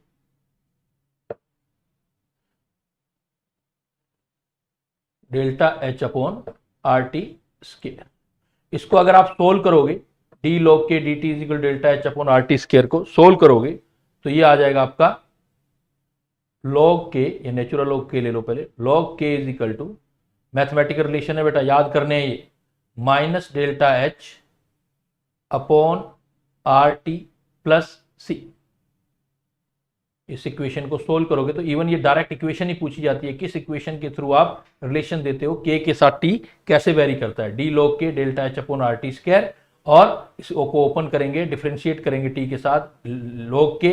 अगर आप लॉग बेस 10 लेना चाहते हो तो वो भी ले सकते हो, log K is equal to minus delta H upon 2.303 R T plus कोई कांस्टेंट। और अगर दो टेम्परेचर दिए हुए हैं तो log K2 upon K1 is equal to delta H upon R, log लिखा हुआ है तो 2.303 लगा दिया करो, आर T2 माइनस T1 और T1 T2। ये आपके पास रिलेशन, इन रिलेशन के हिसाब से आप डिसाइड कर सकते हो कि log K2 upon K1 temperature के साथ कैसे चेंजेस होते हैं। तो ये पहले तो ये रिलेशन याद करनी है बेटा, बहुत इंपॉर्टेंट है, डायरेक्ट आती है। 2016 में डायरेक्ट ये क्वेश्चन पूछा गया था, बहुत सारे बच्चों का गलत था। बहुत कुछ सीख लेते हैं लेकिन जो जरूरी चीज होती है वो करते ही नहीं है। तो डी log के upon d T delta H upon R T के साथ है, नोमेरिकल आ जाए तो T1 T2 केल्विन में रखना है, डेल्टा एच की रिक्वायरमेंट होगी, आर की वैल्यू की रिक्वायरमेंट होगी, log K2 अपॉन K1 कर सकते हो। और इस चीज से आप, इस रिएक्शन से आप इसका एक्सप्लेनेशन दे सकते हो, log K is equal to minus delta H upon R T plus C. Clear? कैसे चेंज कैसे होता है देखो, अभी आप देखो कि आपके पास ये रिएक्शन है, आपने रिलेशन निकाला log K, natural log K is equal to minus delta H upon R T plus C. अगर आप इक्वेशन देखो तो ये जो इक्वेशन जा रही है ये y is equal to minus M X plus C की एक इक्वेशन जा रही है। इसका मतलब ये स्ट्रेट लाइन बता रही है आपको। अब ये स्ट्रेट लाइन बता रही है तो डेल्टा एच का साइन जो है वो डिसाइड करेगा कि इस रिएक्शन को आपने कैसे यूज करना है ना। तो डेल्टा एच के साइन से आपने डिसाइड करना है कि सपोज ये आपका इक्वेशन है कि सपोज हम ये ले लें, if delta H is equal to positive, मतलब एंडोथर्मिक रिएक्शन है, डेल्टा एच पॉजिटिव है, सपोज आपके पास एंडोथर्मिक रिएक्शन। तो एंडोथर्मिक रिएक्शन है तो आप इसको देखो, इस ग्राफ को ऐसे कर सकते हो ना, आप सीधा ऐसे ही ले लो, इस ग्राफ से बना लो, मैथमेटिक्स से बताता हूं मैं इसको, 2-4 क्वेश्चन भी हो जाएंगे आपके। इस ग्राफ में आप देखो तो अगर मैं log K को इधर लिखूं और 1/t के साथ ग्राफ बनाऊं मैं, तो ग्राफ एक तो आ सकता है बिल्कुल ऐसे स्ट्रेट, एक आ सकता है ऐसे, और एक आ सकता है ऐसे। अब तीनों ग्राफ किसके लिए आ सकते हैं, आप इस इक्वेशन में देखो, अगर डेल्टा एच पॉजिटिव है, डेल्टा एच पॉजिटिव है, पॉजिटिव मतलब एंडोथर्मिक रिएक्शन है, तो एंडोथर्मिक रिएक्शन है तो उस टाइम पे क्या होगा कि log K minus delta H positive हो गया, positive upon R into 1/t plus C. तो इसमें प्लस माइनस देखो, ये स्लोप जो है आपका, प्लस माइनस जो स्लोप आ रहा है आपका, तो log K और 1/t में ग्राफ खींचोगे आप तो ये चीज जो होगी वो आपकी स्लोप आएगी। तो स्लोप नेगेटिव आ रहा है, स्लोप नेगेटिव आ रहा है, इसका मतलब ये वाली रिएक्शन जा रही है। तो ये वाला रिएक्शन जो होगा ये कब होगा, जब डेल्टा एच मतलब एंडोथर्मिक रिएक्शन के लिए। तो एंडोथर्मिक रिएक्शन में अब क्या हुआ देखो, ये एंडोथर्मिक रिएक्शन के लिए ग्राफ कैसे है, तो इधर से आप इधर देखो, इसको सोचो आप, इधर से इधर 1/t, अगर आप इधर जा रहे हो तो देखो 1/t इंक्रीज हो रहा है, 1/t इंक्रीज हो रहा है, तो इसका मतलब t जो हो रहा है वो डिक्रीज हो रहा है और k भी डिक्रीज हो रहा है। अगर मैं इधर सोचता इसी ग्राफ को इधर नीचे वाली लाइन के लिए, तो इधर से इधर जाते तो 1/t डिक्रीज हो रहा था, मतलब ऐसे जाता ग्राफ में 1/t डिक्रीज हो रहा था, तो 1/t डिक्रीज हो रहा था तो t इंक्रीज हो रहा है, k इंक्रीज हो रहा है। तो जिसमें एंडोथर्मिक रिएक्शन में अगर आप टेम्परेचर बढ़ाते हो तो आपका k भी बढ़ता है, या टेम्परेचर कम करते हो तो k भी कम होता है। लेकिन अगर आप देखो आपके पास दूसरा टाइप का रिएक्शन है, इफ डेल्टा एच पॉजिटिव है, नेगेटिव, डेल्टा एच नेगेटिव मतलब एक्सोथर्मिक रिएक्शन है, तो टेम्परेचर का इफेक्ट देखने के लिए आपको एक्सो या एंडो का पता करना पड़ेगा। ये नेगेटिव है तो देखो रिलेशन क्या आएगा, log K माइनस, अंदर भी delta H minus, upon R into 1/t plus C. तो माइनस माइनस, इसका मतलब ये आपका log k और 1/t में ग्राफ खींचो और ये स्लोप आपका पॉजिटिव आ जाए। तो स्लोप पॉजिटिव तो ये जा रहा है बेटा, देखो स्लोप पॉजिटिव ऊपर की साइड ये जा रहा है। तो log k और 1/t में ग्राफ खींच रहा हूं, स्लोप ऊपर जा रहा है, तो इसका मतलब ये एक्सोथर्मिक है। ऊपर वाली रिएक्शन जो है आपकी वो एक्सोथर्मिक के लिए। उसमें क्या हो रहा है, जब आप इधर से इधर जा रहे हो तो देखो 1/t बढ़ रहा है, 1/t बढ़ रहा है, तो इसका मतलब t कम हो रहा है, t कम हो रहा है, लेकिन k देखो बढ़ रहा है। तो जिसमें t कम होने पर k बढ़ता है तो वो एक्सोथर्मिक रिएक्शन होती है। और एक होती है थर्माइट रिएक्शन या थर्मल रिएक्शन। एक होती है थर्मल रिएक्शन में क्या होता है, नंबर 3, एक थर्मल रिएक्शन और होती है बेटा। थर्मल जनरली पढ़ते नहीं है ये, लेकिन नॉलेज के लिए बता रहा हूं। थर्मल रिएक्शन ये होती है जिसमें डेल्टा एच जीरो होता है। थर्मल रिएक्शन मतलब डेल्टा एच जीरो। अगर डेल्टा एच जीरो होगा तो ये log k जो होगा ये तो जीरो ही आ जाएगा, r 1/t प्लस सी, और ये सी रह जाएगा, तो log k आपका हमेशा कांस्टेंट रहेगा सी। तो वो थर्मल के लिए देखो log k कांस्टेंट रह रहा है। तो थर्मल रिएक्शन में जो है टेम्परेचर चाहे आप चेंज करो लेकिन k आपका कांस्टेंट रहेगा। तो आपका टेम्परेचर का इफेक्ट इक्विलिब्रियम कांस्टेंट पे कैसे पड़ेगा, ये डिपेंड करता है कि आपकी रिएक्शंस किस टाइप की। अगर एंडोथर्मिक रिएक्शन है बेटा तो टेम्परेचर बढ़ाओगे तो k की वैल्यू भी बढ़ेगी। एक्सोथर्मिक रिएक्शन है, टेम्परेचर कम करोगे तो k की वैल्यू कम होगी। और थर्मल रिएक्शन जनरली पूछी नहीं जाती है, रेयर चांसेस में, इंजीनियरिंग में ज्यादा पूछी जाती है। तो आप अगर थर्मल रिएक्शन है तो अगर टेम्परेचर चाहे बढ़ाओ चाहे घटाओ तो k पर कोई फर्क नहीं पड़ेगा, उनके k टेम्परेचर डिपेंडेंट नहीं होते हैं। क्लियर है बेटा सभी का? कोई डाउट? टेम्परेचर का इफेक्ट, इक्वेशन याद करनी है बड़े अच्छे से, उसी से एक्सप्लेनेशन देना है।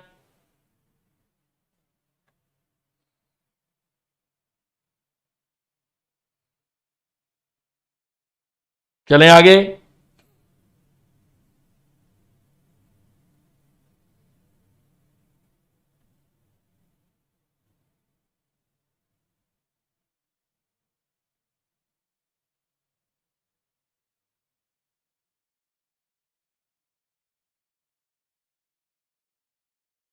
फिर देखो दूसरा मैंने फैक्टर क्या बोला था आपको, दूसरा मैंने फैक्टर बोला था कि ये स्टोक्योमेट्री से, बैलेंसिंग से अफेक्ट होता है। बैलेंसिंग ऑफ इक्वेशन,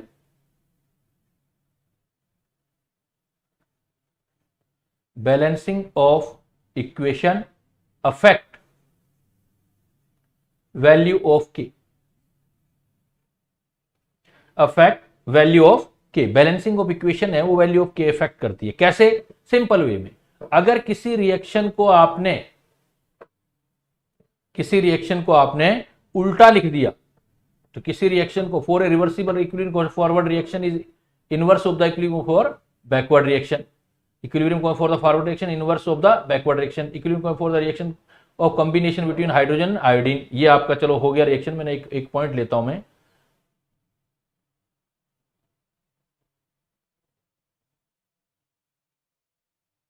बाकी सब चीजों पर के इंडिपेंडेंट रहता है।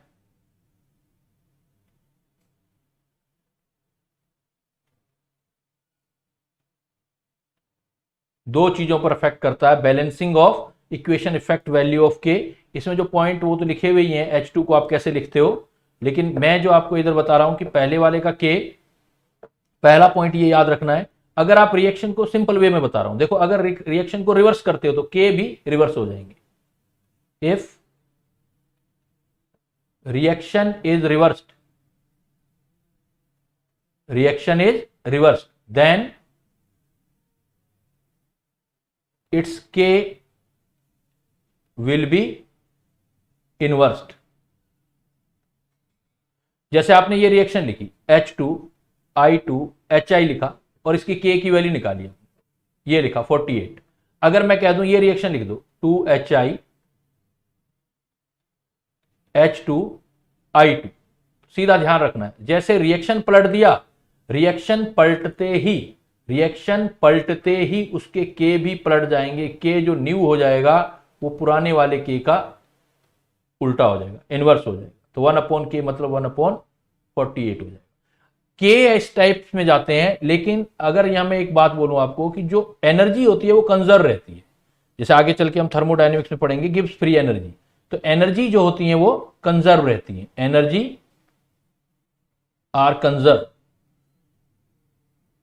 एनर्जी कंजर्व कैसे रहती है कि आपने आगे चल के ना एक फार्मूला बताऊंगा कि के और डेल्टा जी में ये फार्मूला होता है, delta G is equal to -2.303 R T log K. आगे चल के पढ़ेंगे ये फार्मूला, रिलेशन होता है। तो जो के है, के में लॉग की प्रॉपर्टी लगती है, इसलिए ऐसा होता है। अगर मुझे एक रिएक्शन है, पहले वाली रिएक्शन है, सपोज इसकी एनर्जी जो मैंने रिएक्शन लिखा, इसका एनर्जी डेल्टा जी वन था, तो मुझे डेल्टा जी टू निकालना है, सपोज इसकी एनर्जी निकालनी है दूसरे डेल्टा जी, तो एनर्जी तो कंजर्व है। जो आपने काम किया, अगर उल्टा कर दिया तो साइन उल्टा कर दो, तो डेल्टा जी टू जो निकलेगा वो डेल्टा जी, आपने रिएक्शन उल्टा कर दिया है, यहां पर रिएक्शन उल्टा कर दिया है, तो डेल्टा जी टू जो होगा वो आपका माइनस हो जाएगा डेल्टा जी वन, उसका साइन अपोजिट करना होता है एनर्जी में। तो ये बात है एनर्जी की। और अगर के की बात कर रहे हो बेटा, तो के में क्या करना है, अगर रिएक्शन को उल्टा करते हो तो के को भी उल्टा कर दोगे, क्योंकि लॉग की प्रॉपर्टी हो जाएगी। ये आपकी लॉग की प्रॉपर्टी होती है, किसी रिएक्शन को उल्टा करते हैं तो उसका के भी उल्टा हो जाता है। क्लियर? दूसरा पॉइंट लिखने के तरीके में, अगर किसी रिएक्शन को n से मल्टीप्लाई करते हो, if reaction is multiplied by, if reaction is multiplied by कोई भी value n, value n, then n appears as power of old k। जो पुराने वाली के है, रिएक्शन का के है, उसकी पावर में अपीयर हो। जैसे मान लो मैं ये लिख देता हूं कि H2 गैस, अभी लिखा ही था आपने, I2 गैस और 2HI, ये सपोज आ गया, इसका के का वैल्यू दे दिया 49, सपोज के 49 दे दिया। अब मैंने कह दिया इसको 2 से मल्टीप्लाई कर दो पूरी रिएक्शन को, मैंने ये लिख दी 2H2 2I2 इक्विलिब्रियम HI। मैंने क्या किया, इस पूरी रिएक्शन को 2 से मल्टीप्लाई कर दिया, एक क्वेश्चन ये दे दिया, और एक क्वेश्चन ये दे दिया, मैंने कहा हाफ से मल्टीप्लाई कर दो, हाफ H2 प्लस ये कितना हो जाएगा, 2 से मल्टीप्लाई किया 4 हो गया, हाफ I2 इक्विलिब्रियम HI रह गया। मैंने कह दिया इन दोनों में के निकालो। देखो इसमें 2 से मल्टीप्लाई किया, इसमें इक्वेशन को हाफ से मल्टीप्लाई किया, तो के न्यू जो होगा, पुराने वाला के जो भी आया आपका, उसमें वो पावर जो है लगा दो, वो वैल्यू के पावर लगा दो, मतलब आंसर आ जाएगा 49 पावर 2। लेकिन नीचे वाले में करोगे आप, के न्यू जो आएगा बेटा नीचे वाला, के न्यू इज इक्वल टू के न्यू, के जो आपने लिया उसकी पावर हाफ आ जाएगी, मतलब 49 अंडर रूट आ जाएगा। तो अगर आप किसी की भी वैल्यू से, किसी रिएक्शन को किसी भी वैल्यू से, जैसे n वैल्यू से मल्टीप्लाई कर देते हो, तो आपका n से मल्टीप्लाई करने पर जो n होगा वो k की पावर के फॉर्म में अपीयर होगा। लेकिन डेल्टा जी देखना है तो जो आपने काम किया है उससे मल्टीप्लाई कर दोगे। जैसे इस रिएक्शन का मान लो डेल्टा जी वन आया, इसका डेल्टा जी टू निकालना, तो डेल्टा जी टू जो होगा 2 से मल्टीप्लाई किया है, तो जी वन को 2 से मल्टीप्लाई कर, इसमें आपने इधर वाली इक्वेशन में हाफ से मल्टीप्लाई किया है, तो जी3 निकालना है सपोज इसका, तो हाफ जो पहला जी था जी1 से मल्टीप्लाई कर दो। मतलब जी में तो जो दिखता है वही करते हैं, 2 से मल्टीप्लाई किया तो 2 से मल्टीप्लाई कर दो, हाफ से मल्टीप्लाई किया तो हाफ से मल्टीप्लाई कर दो। लेकिन के की वैल्यू अगर चेक करनी है तो जो आपने n से मल्टीप्लाई किया है तो के में n पावर की फॉर्म में आ जाएगा। और तीसरा रूल ये होता है, अगर रिएक्शन ऐड करते हो, if reactions are added their k multiplied, their k multiplied, and if reaction are subtracted, अगर आप रिएक्शन को सब्सट्रैक्टेड कर रहे हो, डिवाइड कर रहे हो, तो their k divided,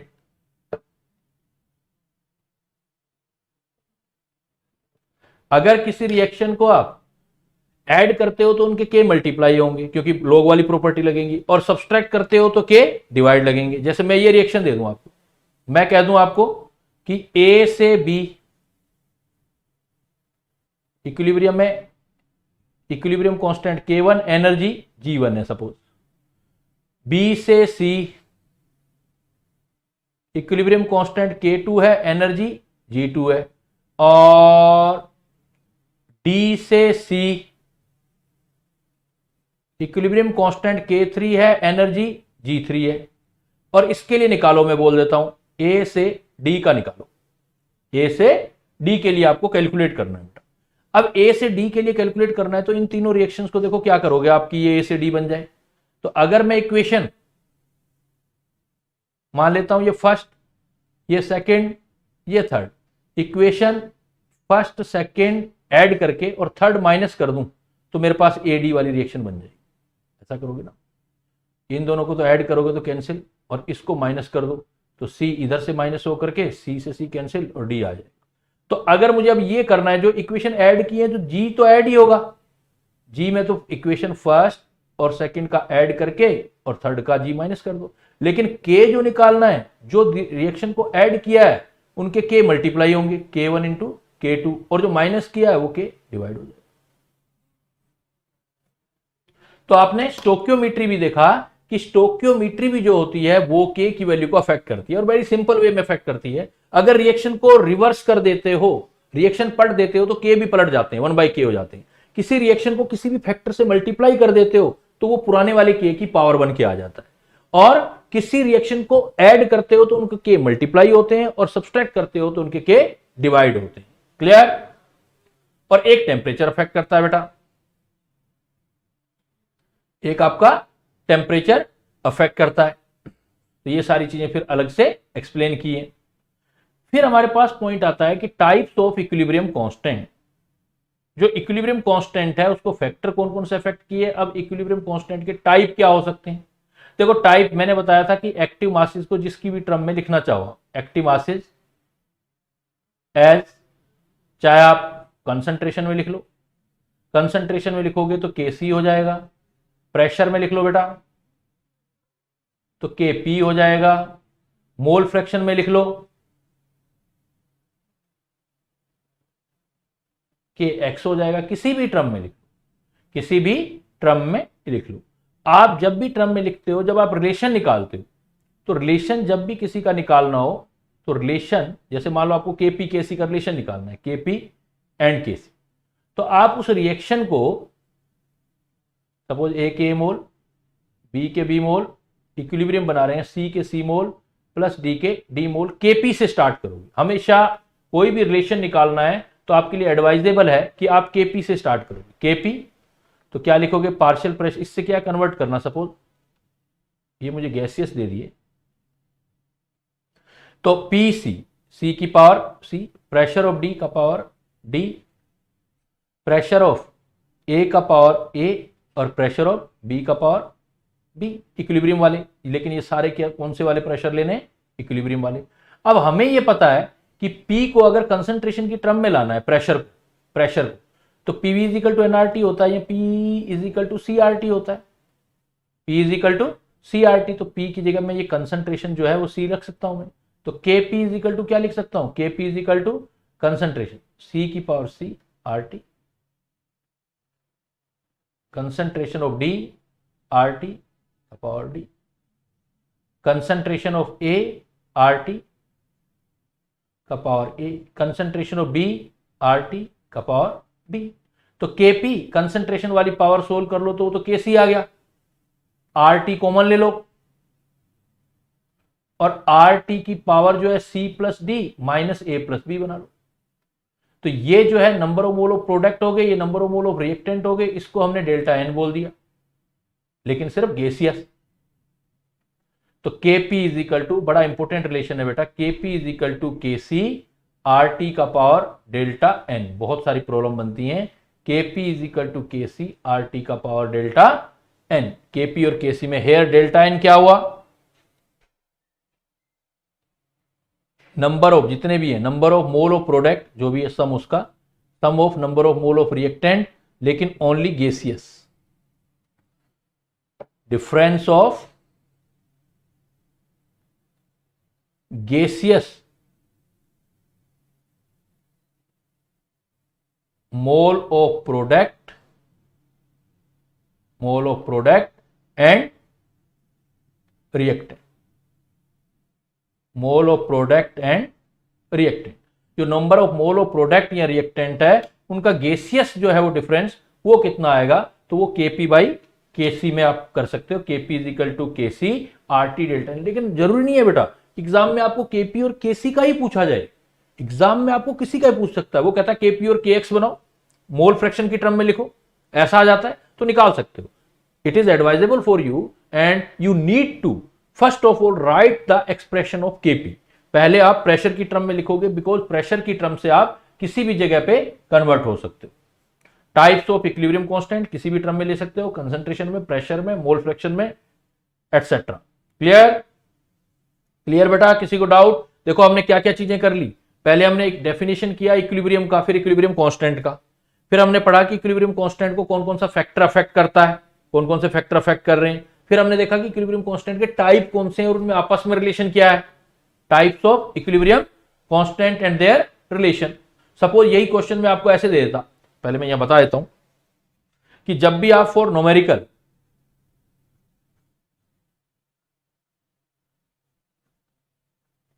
ये ध्यान रखना है, फॉर न्यूमेरिकल जब भी आप Kp और Kc में रिलेशन बनाओगे तो Kp is equal to Kc RT की पावर डेल्टा n लिखोगे। तो एक तो आपने R जो लिखना है वो 0.0821 वाला लेना है, 0.0821 वाला लेना। टेम्परेचर जो लेना है वो केल्विन लेना है। Delta n from balance equation आ जाएगा, from balance equation. Kp is equal to Kc RT की पावर डेल्टा n। Kp आपको एटमोस्फेयर में लेना है, Kc आपको कंसंट्रेशन मतलब मोलरिटी में लेना है, मोल पर लीटर में लेना, कंसंट्रेशन। अब यहां पर बहुत सारी चीजें हैं, देखो note number 1।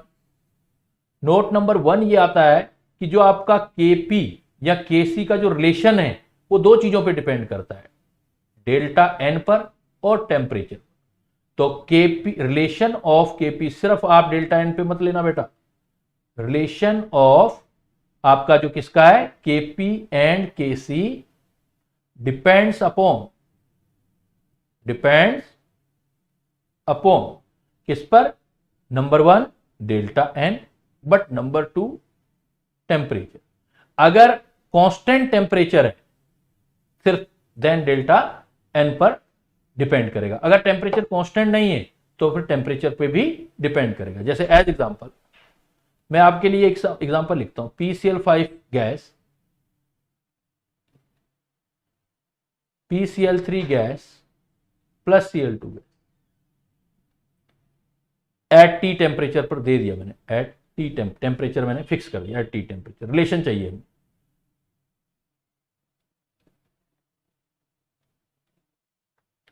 Relation between Kp and Kc। तो बिल्कुल सिंपल, अगर देखो नंबर ऑफ मोल प्रोडक्ट के बढ़ रहे हैं तो Kp बड़ा होगा, अगर घट रहे हैं तो Kp छोटा होगा, अगर एक ना बढ़ रहे हैं ना घट रहे हैं तो बराबर होगा। तो हम बना देते हैं Kp is equal to Kc RT, temperature constant है, डेल्टा n।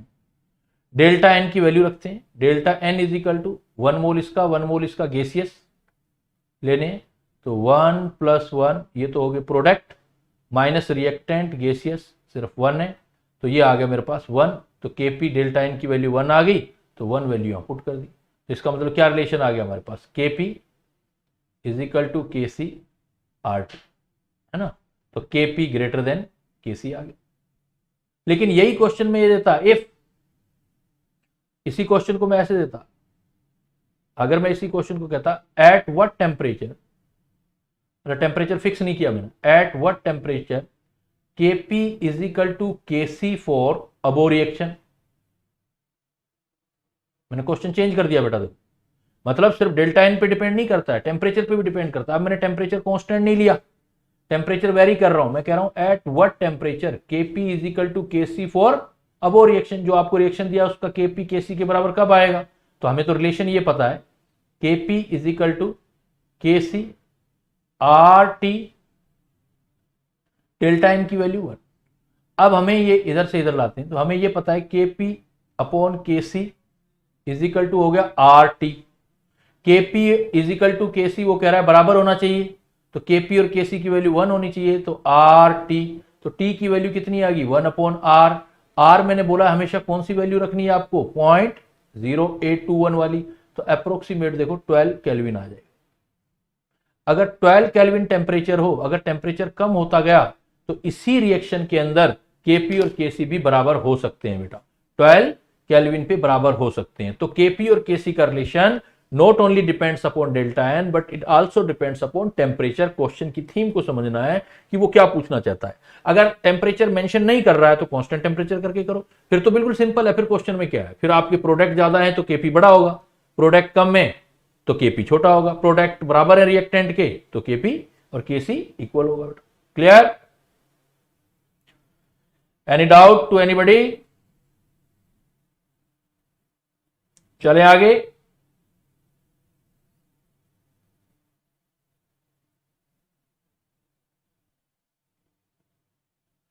अब एक चीज और कि सपोज मैं आपको ये बोल दूं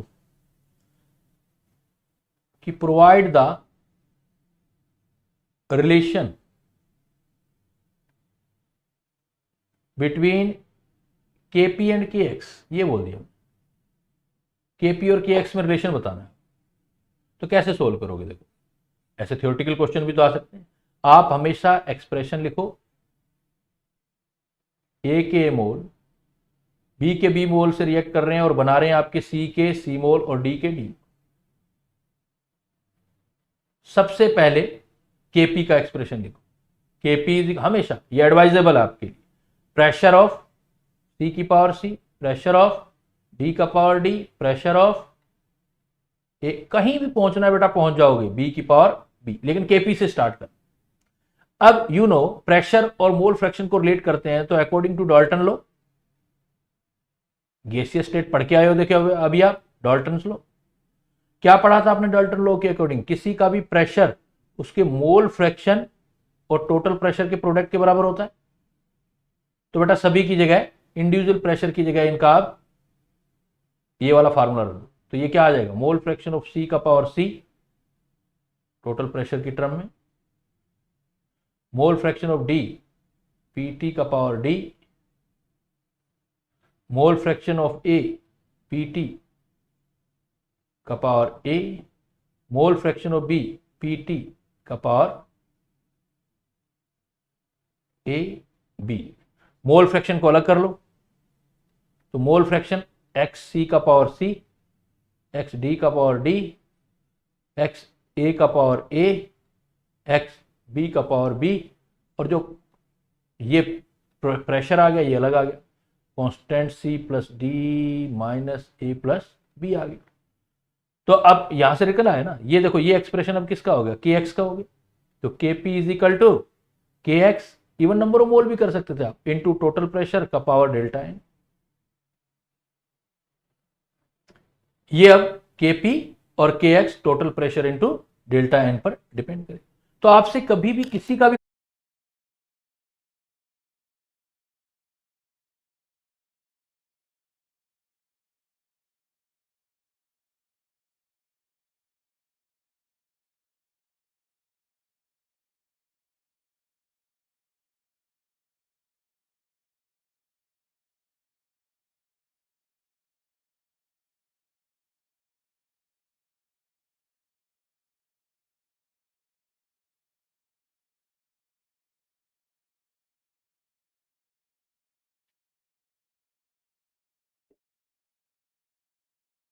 hello students, hello hello hello hello hello, welcome welcome welcome welcome, welcome भाई वेलकम।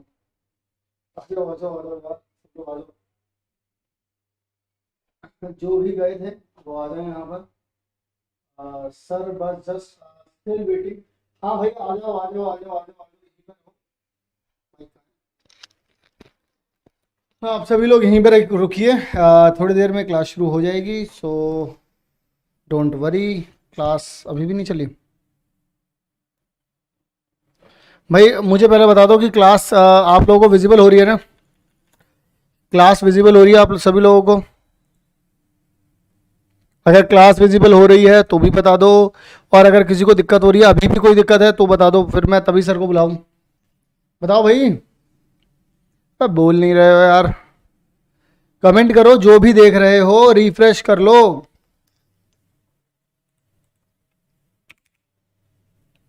हाँ सर, ओके जी, चलिए जी, सबको आवाज़ आ रही है, ठीक है जी।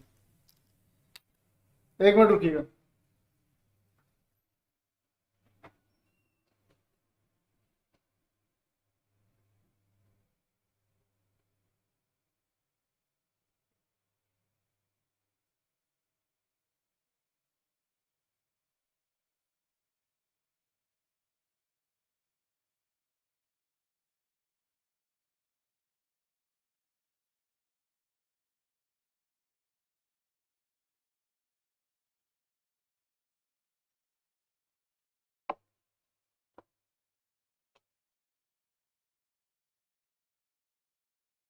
अब बेटा विजिबल है? हेलो, आवाज आ रही है बेटा मेरी? यस बेटा, तो अभी जो है लेक्चर को यहीं क्लोज करेंगे। प्रॉब्लम्स करनी थी तो कल हम प्रॉब्लम्स करेंगे। नंबर वन, एक तो प्रॉब्लम्स करेंगे कल, और दूसरा आपने वो डीपीपी सोल्व करनी है, स्टेट्स ऑफ मैटर वाली। States of matter, states of matter, और प्लस इसकी जो प्रॉब्लम कराऊंगा इक्विलिब्रियम की मैं। क्लियर? ओके बेटा, see you very soon for next lecture of equilibrium. Till then bye bye, thank you, फिर मिलते हैं।